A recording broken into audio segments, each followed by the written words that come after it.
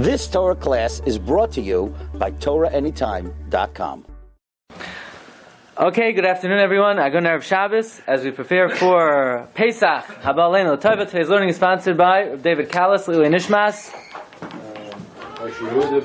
David's grandfather, Moshe Yehuda ben Menachem Manis. Shem Shav and Aliyah, Shavim Me'otz Yosef for the whole Mishpacha. Ad B'yas Goel Tzedek. Okay, we have over here a question that is raised by a number of Achronim, and we put on the sheet specifically a very interesting source, the introduction of the Sefer Kli Chemda by Rabbi Meir Dan Platsky, who is a Talmud of, I believe, the Avnei Nezer, the Sachachover. And in his introduction, he ends off his introduction to his Sefer with a very interesting question. Ulasayim b'dvar tov. Let me end off my intro in a good way. Ume'inyana d'yayma. Something timely. Atik b'zeh. I will write here, Masha Amarti b'yamim ha'ela lahashav l'chachamecha. What I responded to a very wise man who asked me, Shesha'alani al anshe knesses hagdoila. He asked me about the men of the great assembly, Shetiknu seder Haggadah shel Pesach, who enacted the Haggadah. Lama loy hiskiroi klal shmoi shel Moshe Rabbeinu. Why is Moshe's name omitted? It's conspicuously absent. Especially, we gave a whole shiur how the Rambam says that it's not enough to speak over the Nisim Mitzrayim. You have to say that they happened through Moshe, and yet his name doesn't appear. Umi shekari kol Haggadah ala seder. Someone who reads the Haggadah in order, lo yizvada leklal, he would have no idea. Shemosh Rabbeinu ala shalom. Harei hayolai eza chelik b'Yetzias Mitzrayim. Someone who reads the Haggadah would have no idea that Moshe Rabbeinu had any part in taking us out. Says the Kli Chemda. When saying v'hadavar be'emes nifle b'hashkafa rishayna. At first glance, this is very wondrous. Ubetach, there's no doubt. Yesh bazeh inyan amayk. There's something very, very deep over here. So it's just really a follow-up from the shiur we had on Wednesday. Yeah. What is the Haggadah? It came out that the Haggadah is really Hodat HaKadosh Baruch Hu. Right. And if the Hodat HaKadosh Baruch Hu, the emphasis and the focus has to be that it's HaKadosh Baruch Hu. But if the purpose is Hakaras HaTov, so you can't be a Kafei Taiva. So you can't be an ingrate to Moshe Rabbeinu. He also did something. So what's this inyan that the Haggadah leaves out the name of Moshe Rabbeinu? So we know, like you just mentioned, on the words in the Haggadah, Vayotzienu Hashem miMitzrayim. This is from the Parashat of Arami Ovid Avi. Chazal Darshan, Lo Yal Yedei Malach, V'lo Yal Yedei Saraf, V'lo Yal Yedei Shliach, Ela HaKadosh Baruch Hu b'chvoidei u'v'atzmai shenemar v'avarti v'eretz Mitzrayim b'layla hazeh. I did it. Says the Gaon, the Vilna Gaon. By the way, we once gave a shiur to answer this question why Moshe Rabbeinu's name is not in the Haggadah. And today we, like Divrei Torah, Uchafatish, Yifut Tzela, Shehim Nidrashim, Beharbe Yoifanim, there are always many, many answers to the question. And we're going to look at what is this inyan that Moshe Rabbeinu's name is not in the Haggadah. So the Vilna Gaon writes in his Perush on the Haggadah about why Moshe's name is not in the Haggadah. Take a look. Who wrote it? The Anshe Knesses Hagdoila. Okay. Says, look, the Hagiloi, Shenizgala, this revelation that was revealed, Shezehu Kvoidoi Shenizgala L'chal, that God revealed His honor, Haya Al Yedei Moshe Rabbeinu L'Shalom, had to be through Moshe. Why? Shaloi Natal Mizeh Kavoid Chas V'Shalom La'atzmai. Moshe Rabbeinu took no credit for himself. Rak Adarabba, Haya Mashvel Asatzmai. Moshe Rabbeinu humbled himself, B'chol Davar, in every matter. Umegala L'Chol, and he revealed to everyone, Shehein Al Pi Hashem Levadai. In other words, you know why the Geula happened through Moshe? Because Moshe was so humble that he was able to tell everyone, yeah, I'm bringing the mak, but it's not me, it's Ribono Shel Olam. Ulaman Yisrael. V'gam hu echad me'avadav. This is the meaning of b'chvoidei v'yatzmai. And that is why in the entire Sipur of Yetzias Mitzrayim, there's no mention of the name of Moshe. Because we have a rule, you cannot have any partners with God. Kol hamishatef davar acher. Right? Chazal say, Kol ha-meshatef shem shamayim v'davar acher. Anytime you join up God with anything else, harei nekar min ha'olam. That's the meaning of the following pasuk that we probably don't know what it means. Vayaminu b'Hashem u'v'Moshe avdai. So we think it means we had emunah in Hashem and we had emunah in Moshe. That's not what it means. Vayaminu b'Hashem. We had full emunah in Hashem only. And we also understood u'v'Moshe avdai that Moshe was only his eved. Moshe was not a partner. Moshe was not a supernatural force. Vayaminu b'Hashem kama. We believed only in God. Everything happened only because of God. Why? Because Moshe was such a faithful eved that he deflected all focus and recognition from himself. You're changing the meaning. We're changing the meaning of the pasuk. I'm telling you that. No, that's not what it means. That's not what it means. It's not what it means because you're changing the meaning. That's what I said. No, I'm not changing the meaning. I'm telling you the meaning. I'm telling you that whatever you thought it meant was not that. Vayaminu b'Hashem. Why? Why? Because Uve Moshe Avdai. Because they recognized that Moshe was only his eved. Look how the Vilna Gaon reads the pasuk. V'lachein ksiv. Vayaminu b'Hashem Uve Moshe Avdai kiloymar. You're right. That's not the. That's why we just learned in the first year that someone who only learns Chumash and doesn't learn the Mefarshim is in Choshech. You're right. Right? Is that's you're right. That's what the literal meaning means. But that's why we have. Look what he says. Koloymar loy legdulas Moshe nemar zeh. The pasuk is not saying, "Oh, look how great Moshe is. They believed in Hashem and Moshe." Adarabba laha'amanas Yisrael va'anivos Moshe shehaminu sheHashem also kozos u'Moshe einenu rak avdai. You're right. You want to read the pasuk literally?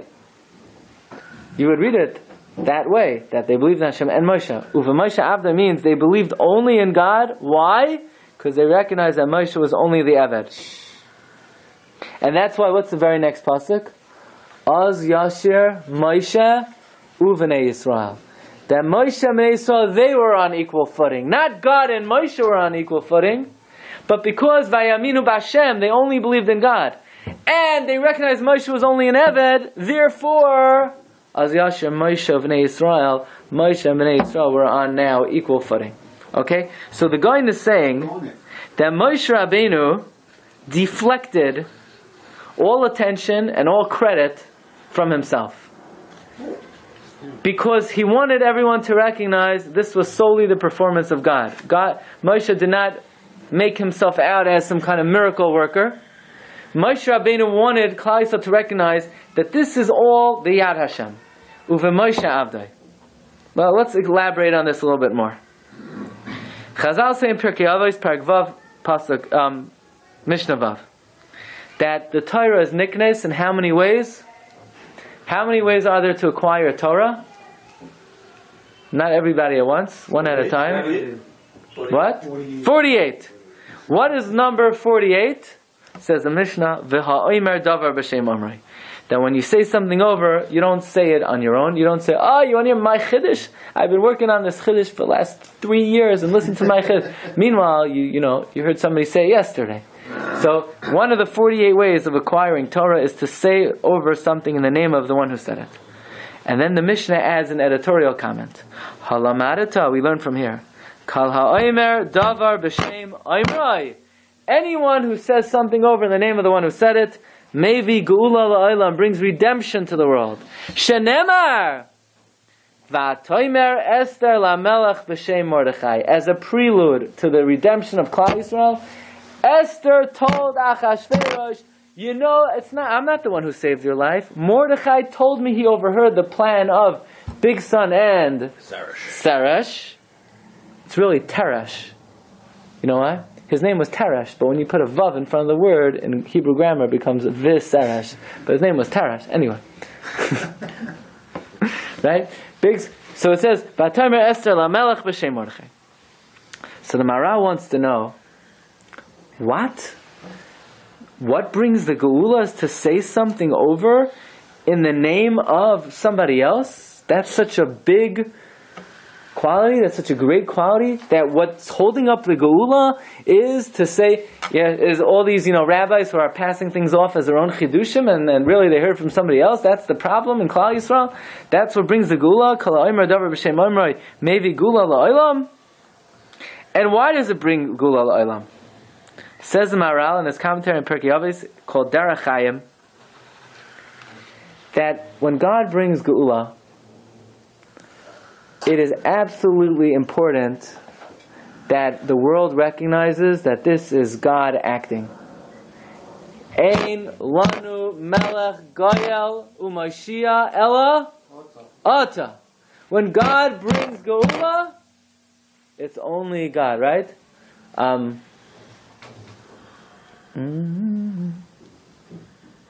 That's why they have these songs. Hein b'chol dar yakum hagibar goel ha'am, which is absolute apikarsis. We have a rule. Ein lanu melech goel ela ata. Only God. Geula.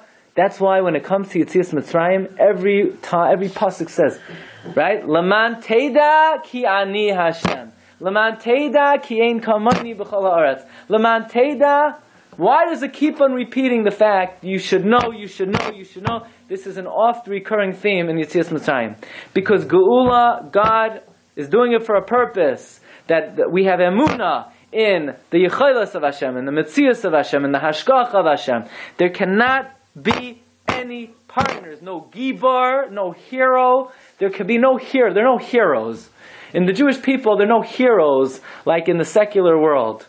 In the way you secularize a Yom Tov is you aggrandize the Maccabees. That's how you secularize a Yom Tov. That's how you secularize a Pesach, by aggrandizing a Moshe Rabbeinu. But the Torah stresses dozens of times, Leman Teda Ki Ani Hashem. There's no Gibar, there's no hero. Says the Maharal, you know why? Take a look at these words of the Maharal in the 5th line. V'yesh ladas. Ki kasher HaKadosh Baruch Hu mevi geula Hashem Yisbarach roitza sheyedu ki hu yisbarach pa'al. He did it. Lo yoimru lo Hashem pa'al kol zois. Rach chachmas ma'otzim yadam. Hashem does not want us to say, it was through military acumen, it was through some kind of intermediary. That's why by Mitzrayim it says, V'yedu Mitzrayim, V'yadu Mitzrayim ki ani Hashem. And therefore, listen to this. What was the introduction to the salvation of Purim? Right? I can never get away from Purim. The introduction to the salvation of Purim is Esther says to Achashverosh that it wasn't me who saved your life. It was Mordechai. Oh, Esther, you're not going to take credit for things that you shouldn't take credit for? You're going to attribute everything to its ultimate source, to Mordechai? You're the only one who could be Goyal Klal Yisrael. Because when I bring Geula, it has to be someone who's going to attribute it to me. So as an introduction, what made Esther eligible to save the Jewish people? When she said, Achashverosh, I didn't save your life. It was Mordechai. Oh, Hashem says, you're not going to take credit for something that you didn't do? I could bring Geula through you. Because if I bring Geula for you, you're not going to say, look at my wise political moves of inviting Haman to the party. You're not going to take credit for it. You're going to attribute it to me. Esther, you could redeem the Jewish people. So it's not that midah brings the Geula. It's that if you have the midah of attributing credit to somebody else, then when the right time for the Geula comes, you are an appropriate vehicle for Hashem to bring the Geula through, because you won't try to take credit for it. Listen to the words of the Maharal. Esther balas midah zois. Had Esther not had this midah, litlois hadavar b'misha roy litloisa, to give credit to where credit is due. V'hoisa chas v'shamay meras liYisrael. Now, this is not a good share for me to take credit for somebody else's chidushim, right? So at least this year, I have to tell you where I got it from, right? Next year, So this comes from, I'll tell you, this idea is developed by Rabbi Matisyahu Solomon in the Sefer Matnas Chaim. Now, why am I telling you? It's on the sheet. You'll see why I'm telling you now, because you'll see. At least this time, I have to at least fulfill what I teach, at least in that share. Later on, next year, maybe that's a different story. But look what he says. Had Esther not had this midah, to hinge something on, to give credit to where credit is due,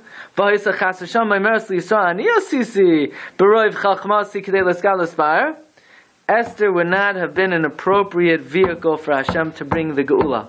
And therefore, says Maral, many people ask, well, there are a lot of people who say over Divrei Torah in other people's names, and the Geula doesn't happen. Right? Well, not every time I say over Divrei Torah from somebody, does all of a sudden Mashiach come. Why? That's not what brings Mashiach. It's that midah that will make someone roy to be a vehicle of Hashem. In other words, look in the next column. Don't ask,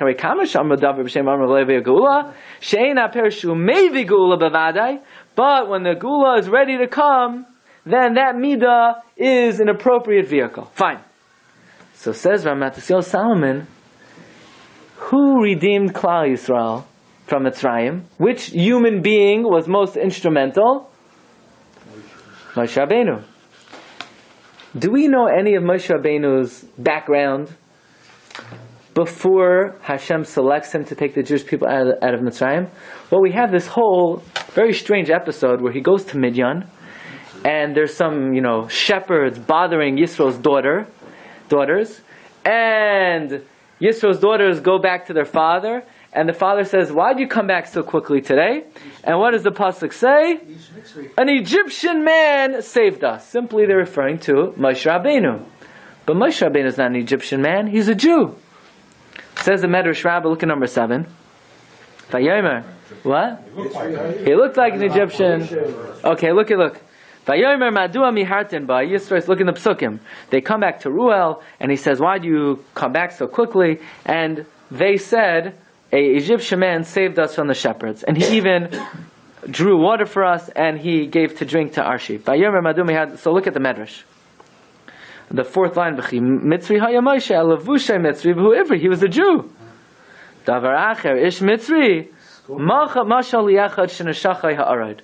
Someone was bit by a scorpion. He was running to put his feet in water. He goes into the river, and he sees a kid drowning. And he saves the kid. The kid says, thank you so much, you saved my life. I didn't save your life. The snake saved your life. When the daughters of Yisro said to Moshe, Shkoyach, that you saved me from the shepherds, what did Moshe say? I didn't save you. You know who saved you? The Mitzri that I killed, he saved you. So they said, yeah, how does that work? Well, Moshe says, I killed an Egyptian. So then Pari ran after me. So I had to run to you. So you should thank this rotten Egyptian that I killed. Therefore they said to their father, Ish Mitzri, Kiloimar, you know who saved us? It wasn't Moshe, it was Ish Mitzri. Says Rav Matisyahu Solomon, why is the Torah telling me this? This is like this whole far-fetched thing. He's right for the Geula. Ah, very good. The Torah is giving me introductory information. What in Moshe's background made him eligible to be the Redeemer of Klal Yisrael? You know what made him eligible? The fact that when they rightfully said to Moshe, thank you very much, Moshe said, you gotta give credit where credit is due. You gotta trace back to the source. You know where this comes from? It was hashgacha pratis. Moshe didn't mean kill the dead, thank the dead Egyptian. Moshe really, you think Moshe meant go back to Egypt and go to the kever of this dead Egyptian and go thank him. What Moshe Rabbeinu meant was, you think I saved you? It was all divine providence that God arranged that because I killed the Egyptian and Paro ran after me, therefore, Hashem, give credit to God. Oh, Hashem sees Moshe Rabbeinu, you're not taking credit for yourself. You are eligible to be the Redeemer of the Jewish people. Rabbi said, let's look for a moment at number 17. It's one of my favorites. But Rabbi, can I just touch sure. Hashem selected Moshe as the one that was going to be Zophar to take them in Israel when he saved them as a baby in the water. He set it up that he should be saved. And that's before he acknowledged all of this. So we knew... No, how do you know then that Moshe Rabbeinu already was going to be the Redeemer? Hashem? Why would the Torah go into this whole discussion? Okay, because the Torah knows he's going to be the Redeemer. But Baruch selected him then. That's why. Otherwise, it wouldn't have been saved. No, how do you know? But we need to know he was saved. Otherwise, if he wasn't saved, he wouldn't be here. But this was also, put it this way, the fact that the Torah emphasizes this somewhat, this part, yeah, right? Okay.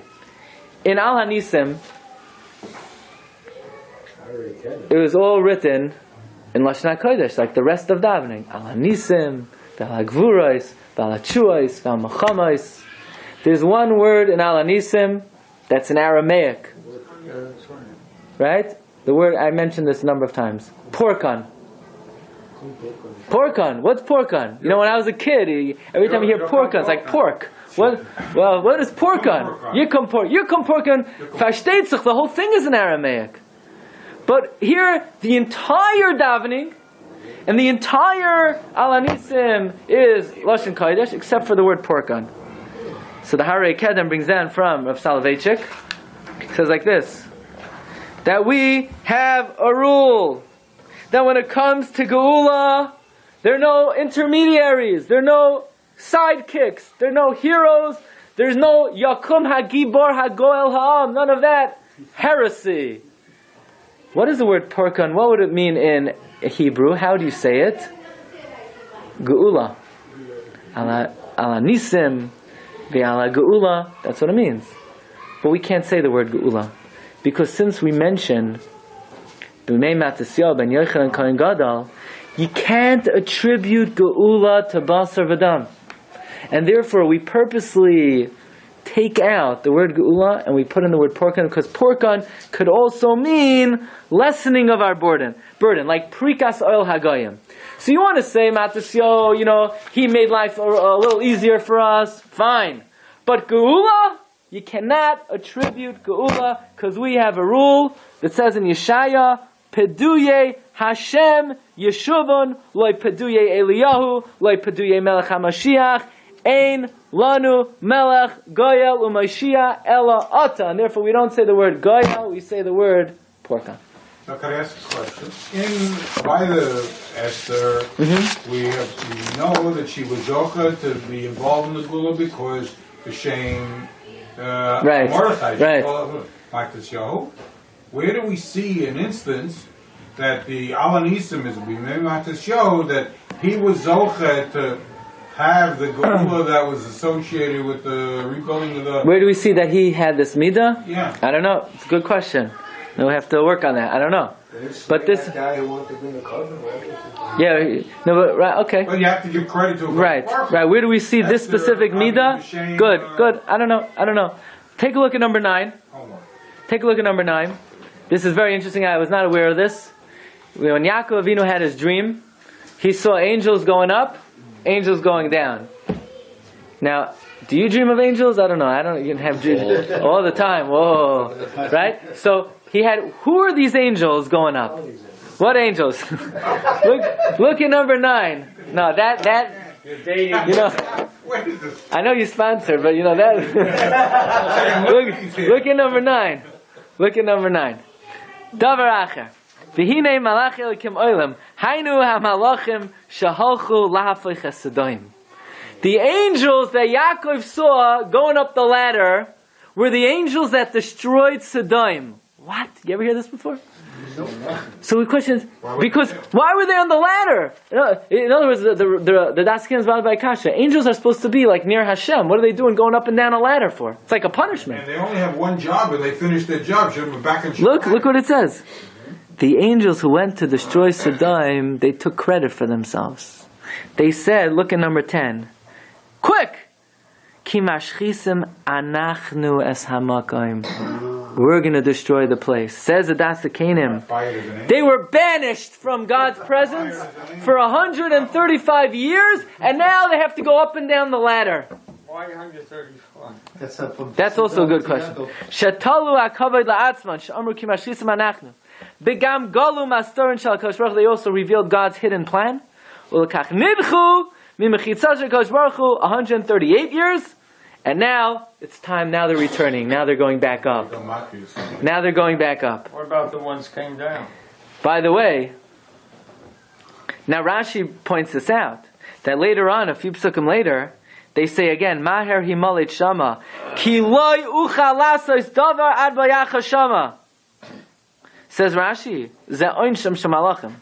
Because they said, we're going to destroy, then they had to formally acknowledge, we can't do anything over here. We're powerless. By the way, the gematria of 138 could also be Melach or Sol, which is what happened to Lot's wife by Sodom. So that's why you could associate these angels with Sodom. Melach? Mem Lamates.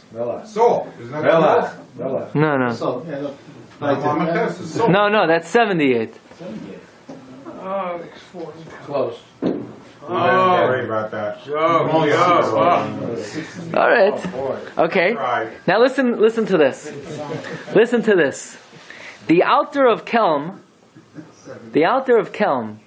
in number 13, in the Sefer Chachma Musar, he says a very interesting thing. That he once saw in the introduction of the Sefer HaChinuch of the Ra'ah, right? We quoted this Wednesday, Sefer HaChinuch, that the Ra'ah writes, here look in the middle of the piece, about 9 lines down. V'nizkarti, ki pamra yisi b'Sefer HaChinuch lahara. I saw in the Sefer HaChinuch once, b'hakdamasai, kasav, ki lakach roiv divarav miSefer Rishonim, that the majority of his words comes from the words of other Rishonim. V'tamati, says the Alter of Kema, I was always wondered, you want to give credit to the Rishonim, no problem. But why the first thing you say in your Sefer is, everyone should know, it's not my words, it's the words of the Rishonim. Man is daris kol kach l'haidia zos b'Rishonim. Why was it so critical? That the first thing the Chinuch writes is that I got most of my son Rishonim. Nispa'alti ma'oid. I was very moved, says the Alter of Kelm, mitzid kasai, from his righteousness. Bishvil shelo yita adam afilu shah kala sheim shalai. The Sefer Chinuch did not want the reader to think, even temporarily, that these were his own chidushim. So it's not that at the end of it's not like he gave a shir, oh, by the way, you know where I got it from? No. Because at least for the hour of the shir, people would have thought that this is his own stuff. So he very quickly and hastily wrote at the very onset of the Sefer, you should know, none of this is my own, I got it from other people.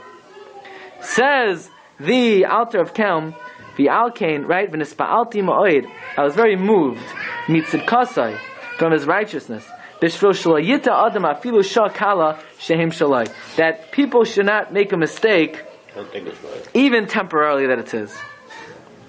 V'yalkin is Darius lichta mitchila bereishis devarav. Nishtaimamti al goydol tzidkas shara. I was astonished by the great righteousness of the Ra. And says the Alter of Kelm, and I was equally astonished about the following pasuk. Look at number 10 again. Ki mashchisim anachnu es hamakom hazeh. The Malachim said, we're going to destroy the place. Ki gadla tza'akasam es pnei Hashem. Their outcry has risen up before God. Vayishalachenu Hashem l'shachas, and God has sent us to destroy it. Ask the Alter of Kelm, what did the Malachim do wrong? They said that they're not destroying it. God is sending them. What is the accusation? What's the taina against the Malachim? The pasuk says, the Malachim say, "Vayishalchenu Hashem l'shachasa." God is sending us. So they're not taking credit. They're saying God sent us. No. But the way I read this pasuk is God is sending us to do the work, but we're going to be the ones to destroy them. What do you mean? If God is sending them, obviously, God is sending them as sending. Shlichus means you're doing what the sender wants you to do. So they're acknowledging they're not doing it on their own. God sent them. The answer is, you know what their mistake was? That for one split moment, the listener is going to think that the Malachim are doing it on their own. But what do you mean? It's only for one moment. They're going to immediately clarify. Yeah, but for one moment, they're giving a false impression of taking credit for themselves. And that is an inappropriate way to carry out the mission of God. Especially if you're an angel, you shouldn't have that. Especially, right? Yeah, but they immediately clarify. So therefore, now, says the Alter of Kelm, I understand why the Sefer HaChinuch rushed to begin his Sefer with most of my words come from the words of Rishonim. Why couldn't he wait a little bit? Because he sees the importance of not just giving credit to where credit is due, but, a lot of times, you write a whole report, and in the bibliography you write, this was taken from here, this was taken, no. You write in the beginning, Davar, this is not mine. I got it from someone else. Right? Now, I would have liked to put it on the sheet. Rabbi Matisyahu Solomon says that the Alter of Kelm is amazed by the words of the Sefer HaChinuch. That the Sefer HaChinuch jumped to give credit to others. He says we should be amazed about how someone like the Alter of Kelm, look how he reads so carefully the words of a Rishon, where he observes the fact that the Sefer HaChinuch immediately makes mention that these are not his own chidushim, and he's really taken by it. Rabbi say, based on this idea, we could understand the Chet of Mei Meriva. What was the Chet of Mei Meriva? That most people learn that Moshe hit the rock. Moshe hit the rock? Well, what's the difference? Speaking to the rock, hitting the rock. Rocks don't give water whether you talk to them, whether you hit them. There's no difference. So what was the Chet? The Rush says, look at number 14, V'im kein ma nenshu, yesh loymar al sha'amru noitzi lachem mayim. Right? Moshe Rabbeinu and Aaron said, V'chi min hasela hazeh noitzi lachem mayim. Are we going to bring water for you from this rock? They should have said, Haya lahem loymar yoitzi.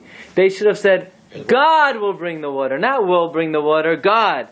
V'talu hakavod ba'atzmam. They gave credit to themselves. In fact, the Rush says, if you look on the pasuk, this is the Rush going back to Bahaloischa. The Rush says, V'ha'ish Moshe anav me'oid. The word anav is spelled missing a yud. Why is it missing a yud? Because Moshe should have said Yoitzi with a yud. So Moshe took out a yud and he gave credit to himself instead of giving credit to God. So Hashem said, you're taking credit to yourself? You're a humble guy and you're anav me'oid mikol ha'adam, but not perfect. We're going to take out the yud. You took out a yud by instead of saying Yoitzi, you said Noitzi. You didn't want to give full credit to me, so therefore I got to take away from your humility. So ask Rabbi Matisyahu Solomon, we got to give credit today, right? Is this such a terrible sin that because of the sin Moshe couldn't go into Eretz Yisrael and he couldn't lead the Jewish people into? This was Moshe Rabbeinu's lifelong dream. This is such a terrible thing. That's also for the Gula. Right. You think when Moshe said, "Are we going to bring out water?" You think Moshe really thought him and Aaron would bring out water? You don't think he understood 100% that they were just acting as conduits to God? But in the manner of speech, like we said before, why was Moshe Rabbeinu eligible to be the leader of the Jewish people and to take them out of Mitzrayim? Because he deflected all credit. He said, I'm not taking you out of Mitzrayim, it's God. I didn't save you from the shepherds, it's the Ish Mitzri. Moshe Rabbeinu's quality that made him eligible to be the Goyel was the fact that he said, I'm not the Goyel. He deflected all attention, all credit. But now, when he showed the slightest, most minute, microscopic lacking in this midah, so Hashem said, sorry, your term is over. Term limits. Your term is over. That's why this sin of Noitzi was considered so fundamentally problematic. By the way, do we have any instance where Yehoshua, who was Zochah to lead Israel into Eretz Yisrael, that he had this quality of not taking credit? We assume he had to have it, otherwise he would not have been Zochah to do what was taken away from Moshe because of this. I hear it. Maybe because it says, Pnei Moshe k'pnei Chama, Pnei Yeshua k'pnei Levana. Levana means it's not me. I'm just reflecting someone else's light. So it comes out that that's the shvach of Yehoshua, and not. In other words, we're not saying how lowly he was. Maybe that's what made him eligible. Okay, that's pretty good. Bazooka, right? Okay, but he was one of the 4 people, no? But they never committed an Avera. No.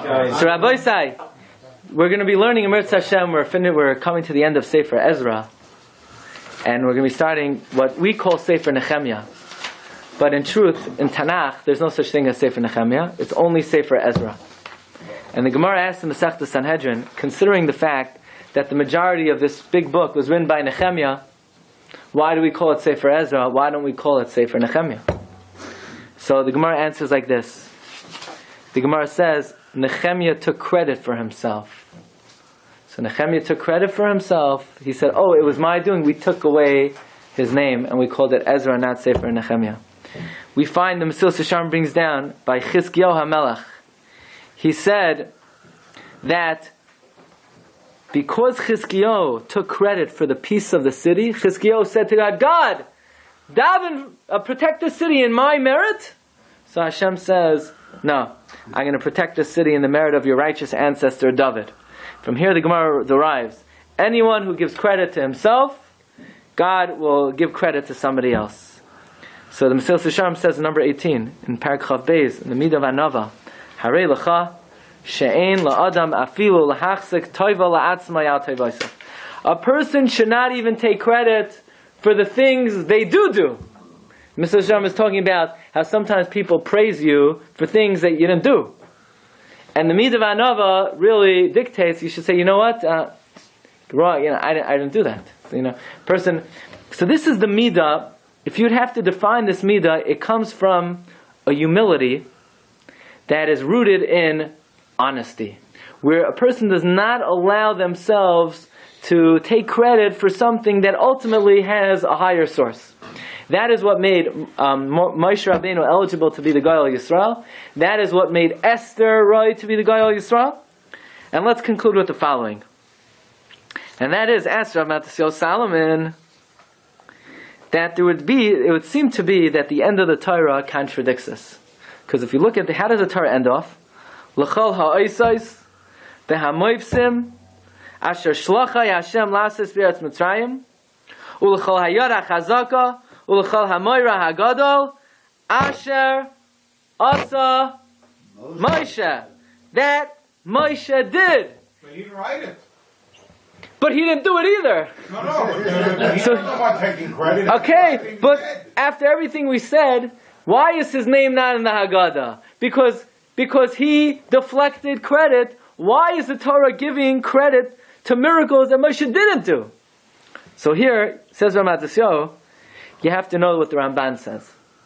And the Ramban says something very important, that the word asa in Hebrew does not mean to do or to make. Really? Absolutely. For example, Uben habakar asher asa. The cow that Abraham made, well, he didn't make the cow. The word asa means asher heichen. The word asa means to prepare. Or for example, vayemaher la'asoisai. What, he hurried to make it? He hurried to prepare it. La'asoisai yom haShabbos. Do we make Shabbos? God creates Shabbos. We prepare the Shabbos. Look at the Ramban. Why don't they say heichen? That's how you say it in Hebrew. That's the real way to say it. Not the way, right? V'tam asher asa Moshe sheheichen. He prepared, and how did he prepare? How did Moshe prepare the miracles? By saying, it's not me. Right? V'herazela ine kalam kalashon. V'es hanefesh asher asu.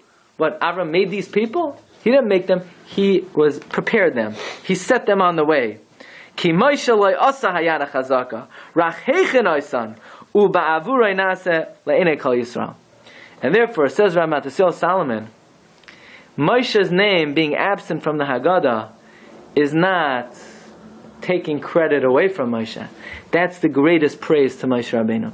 The greatest praise you could give Moshe Rabbeinu is, Moshe, You so deflected credit from yourself that you didn't want to have any role in the Geula. You didn't want anybody to say you played a role.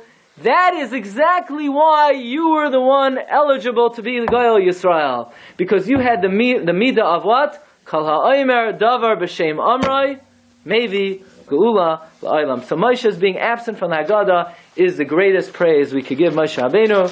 Rabbi say, Agun Shabbos. You've just experienced another Torah class brought to you by TorahAnytime.com.